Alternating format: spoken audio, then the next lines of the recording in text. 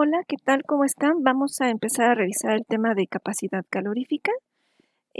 Este tema es esencial para poder realizar los balances de energía, tanto en sistemas cerrados como abiertos. Seguimos en el tema 3, que es primera ley de la termodinámica. Vamos a ver las imágenes que se presentan en la diapositiva. Observamos personas que están caminando sobre brasas encendidas.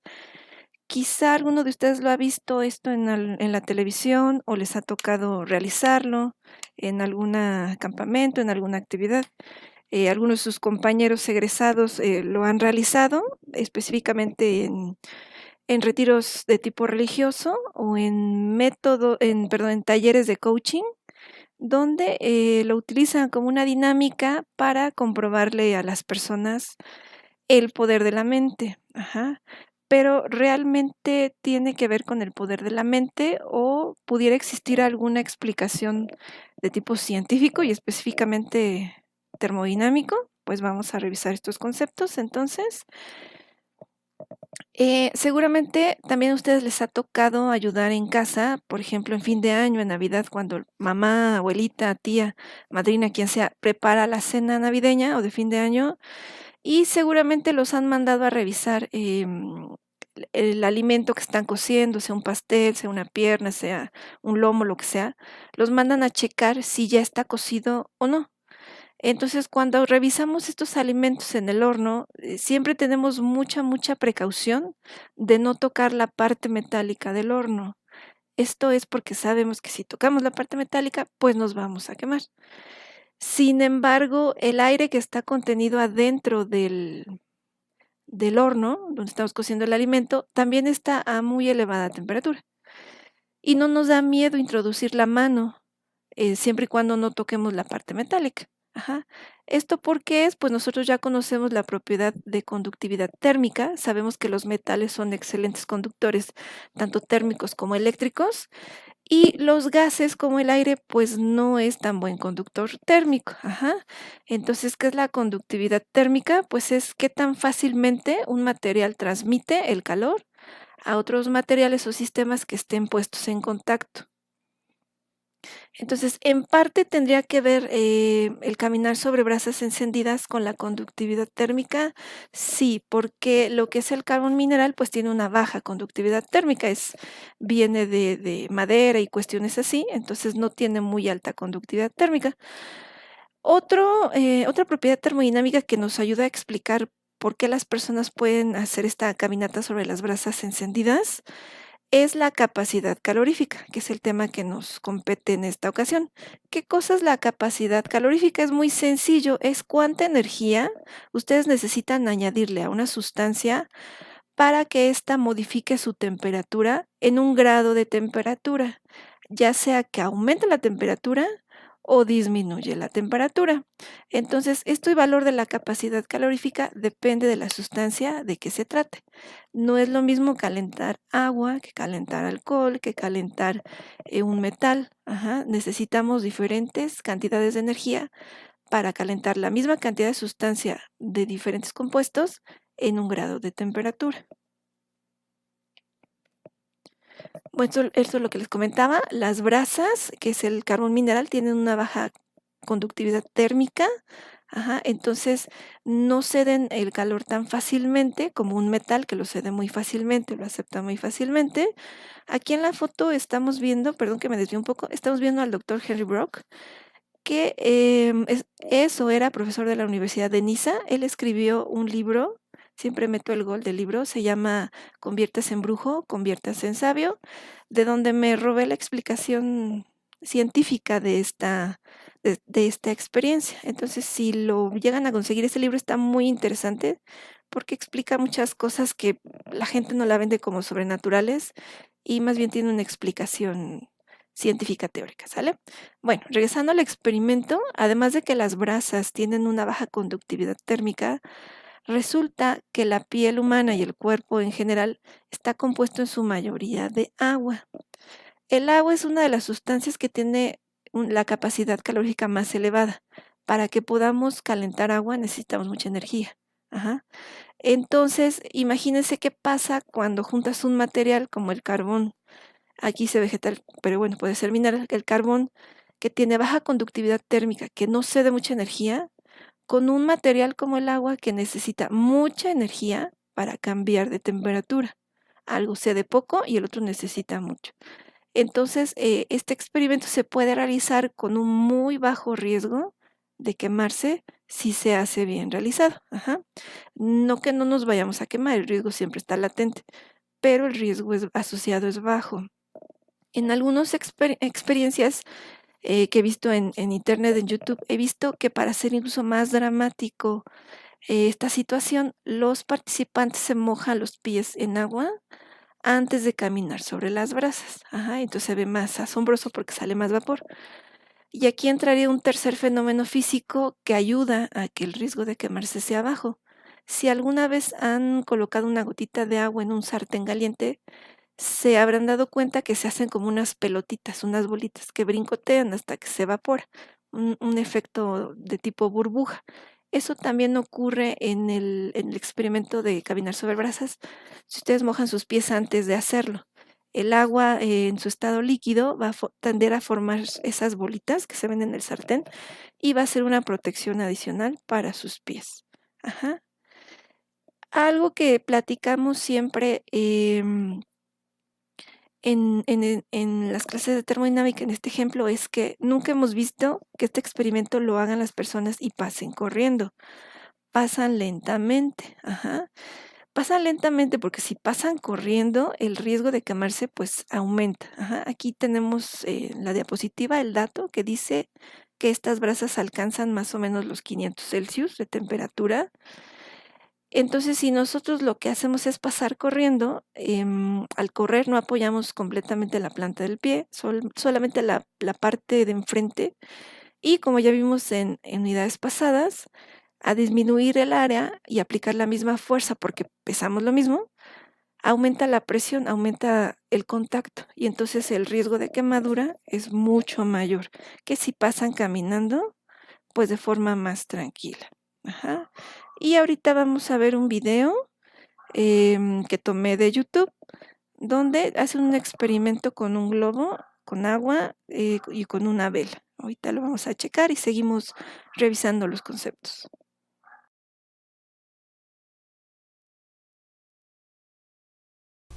Para realizar este experimento necesitaremos 2 globos sin inflar, una vela y por último agua.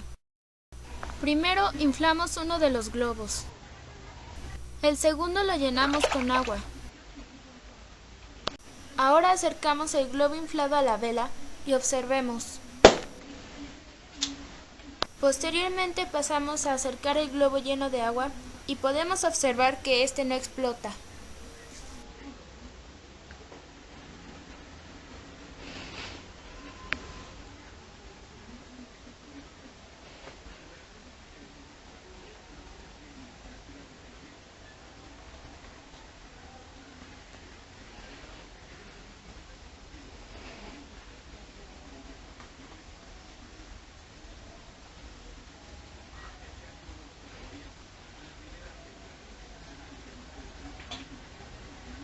Lo único que sucede es que se forma una mancha negra de hollín en la parte del globo que la llama toca. Pero, ¿por qué sucede esto? La respuesta es que la llama calienta lo que se acerca a ella. El caucho del globo sin agua se calienta tanto que se vuelve demasiado débil como para resistir la presión del aire en el interior del globo. ¿Por qué el globo con agua no se rompe? El agua es un gran absorbente de calor. Cuando el agua al interior del globo se coloca sobre la llama, absorbe más calor del fuego que el caucho. Así la goma del globo se calienta menos y este no se rompe.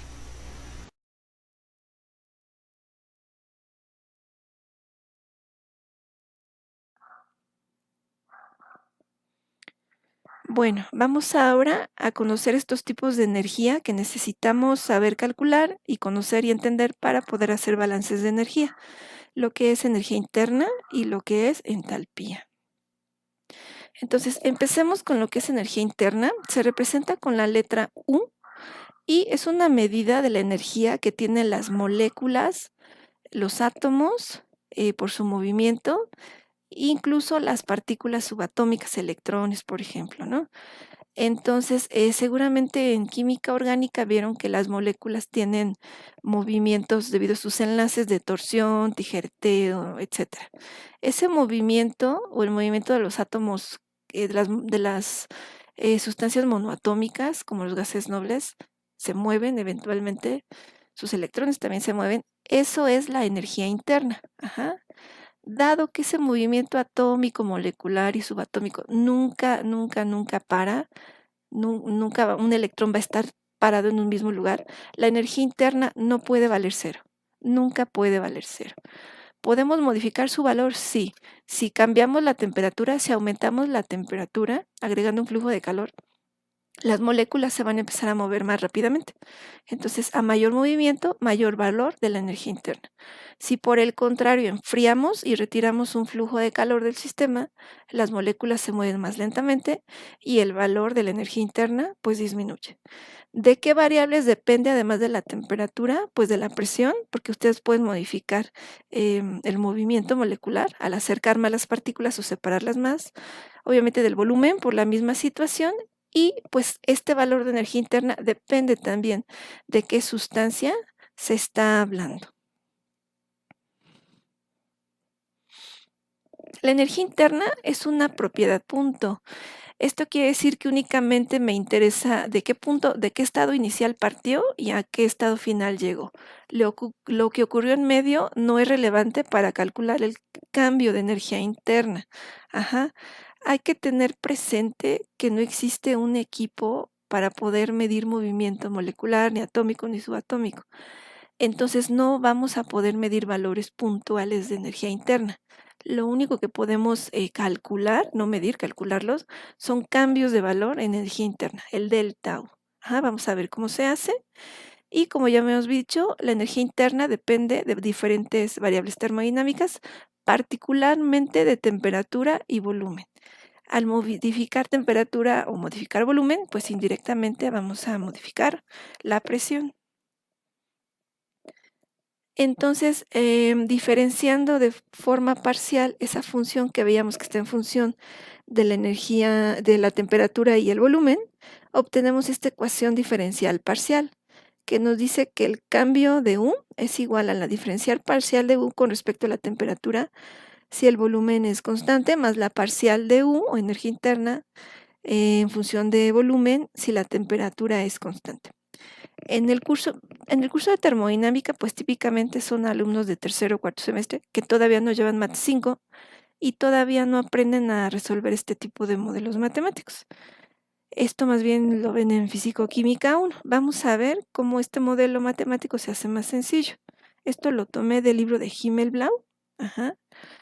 Nos dice que el primer término, la parcial de U en función de T, se conoce como capacidad calorífica a volumen constante. Aquí está el volumen constante. Y es un dato que puede obtenerse de tablas o de un libro o experimentalmente. Entonces, de esta forma, el primer término parcial, pues nos quitamos ese problema. ¿Qué pasa con el segundo término de la ecuación? Himmelblau nos dice que el segundo término de la ecuación es tan chiquito que lo podemos despreciar. Y entonces de tener un modelo en ecuaciones parciales, tenemos uno más sencillo que es una ecuación diferencial muy, muy sencilla, porque sería la derivada de U es igual al CB por delta T. Y ese tipo de modelos matemáticos, ustedes ya lo saben resolver de cálculo integral. Y sería algo así. Aquí hay que tener en cuenta, aquí puse M de masa, pensando que las unidades de la capacidad calorífica a volumen constante estén en función de masa. Pero si su capacidad calorífica a volumen constante está en función de moles, pues aquí le van a poner moles. Y como les decía, solamente vamos a calcular cambios en el valor de la energía interna, o sea, delta U, no valores puntuales. No se puede, no hay forma de medirlo. Vamos ahora con el otro concepto que es entalpía. La entalpía la asociamos mucho al calor, porque por ejemplo en las reacciones químicas, que sabemos que son exotérmicas, endotérmicas, lo que vamos a aprender a hacer en unidad 5 es calcular el cambio de entalpía de reacción. o el cambio de calor de reacción, es lo mismo. ¿Qué cosa es la entalpía? Pues es el flujo de energía que se absorbe o se libera en un sistema cuando cambia de estado, y este cambio de estado ocurre a presión constante. La entalpía y la energía internas, como son términos o formas de energía, pues obviamente son propiedades extensivas, es decir, dependen de la masa. No va a ser lo mismo calentar 1 litro de agua que 10 litros de agua, que 1 millón de metros cúbicos de agua. Dependiendo de la cantidad de masa, será la entalpía involucrada. Ajá. Bueno, matemáticamente la entalpía se define como la suma. La entalpía se representa con la letra H, ajá, y se define matemáticamente como la suma de la energía interna más el producto de presión-volumen. En videos pasados nosotros ya aprendimos a calcular este término PV. No es otra cosa más que el trabajo de expansión-compresión. Ajá. Más adelante les explico cuándo se hace, más bien, no es tan difícil. Cuando es un sistema cerrado, pues ya lo sabemos hacer, es la integral, menos la integral de P por dB. Y cuando sea un sistema abierto, vamos a multiplicar la presión del sistema por su volumen específico. Esto ahorita no se estresen mucho, lo vamos a retomar cuando veamos balance de energía en sistemas abiertos. Ajá. Porque en sistemas abiertos también está presente el trabajo de expansión-compresión, aunque suene raro y extraño. Bueno, regresando al tema de entalpía, pasa algo muy similar a la energía interna. La entalpía es función básicamente de la temperatura y la presión, y esta función pues la podemos diferenciar de esta forma con parciales. Ajá. Vamos a ver qué dice Himmelblau al respecto de este modelo matemático. Es algo muy parecido. Nos dice que el primer término de las parciales de entalpía en función de la temperatura-presión constante se conoce como capacidad calorífica a presión constante. Su símbolo es C subíndice P. Perdón, en energía interna no lo especifiqué, pero se vio en la diapositiva. Cuando es a volumen constante, pues es CB.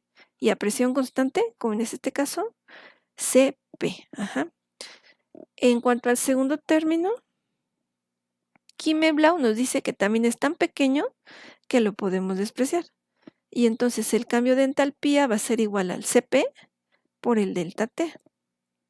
Muy parecido a la energía interna. Ajá. El cambio de energía interna es igual a la masa en caso de que el CP tenga unidades de masa, o las moles en caso de que el CP tenga moles.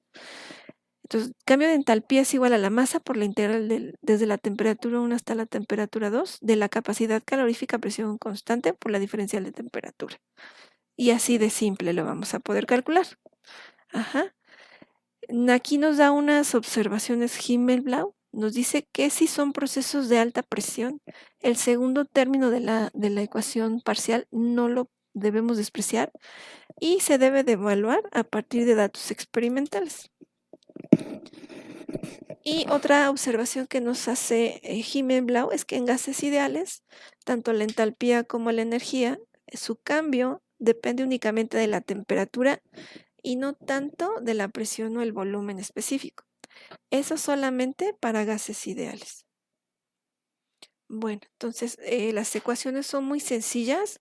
Lo único que faltaría es saber de dónde sacamos este valor de CP y de dónde sacamos el valor de CB para el cambio de energía interna. Pues de antemano, les adelanto, pues son tablas y son datos que obtenemos de libros. Muy bien, entonces en resumen, la capacidad calorífica es la energía que ustedes necesitan para modificar la temperatura de una cantidad de materia en 1 grado de temperatura. Para mover 1 grado de temperatura, ya sea 1 grado Celsius, 1 grado Fahrenheit, 1 Kelvin o 1 Rankine, esa cantidad de materia o de sustancia. El valor de esta capacidad calorífica pues depende de qué sustancia estamos estudiando. El estado de agregación de la materia también influye en el valor de la capacidad calorífica. No es lo mismo calentar agua líquida que agua en forma de vapor, que agua sólida que es hielo.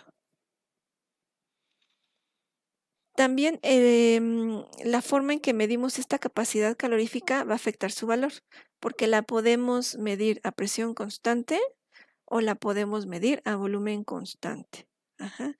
Y en el caso de gases, sus valores no se parecen nada, cambian bastante. Tanto la energía interna como la entalpía son formas de energía. La energía interna se debe al movimiento atómico, molecular y subatómico. ¿Cuándo va a haber un cambio de energía interna?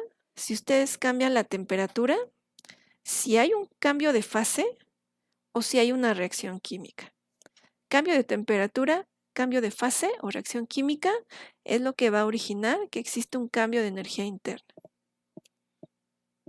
Y la entalpía es la energía, típicamente en forma de calor, que se necesita para hacer un cambio de estado que ocurre a presión constante.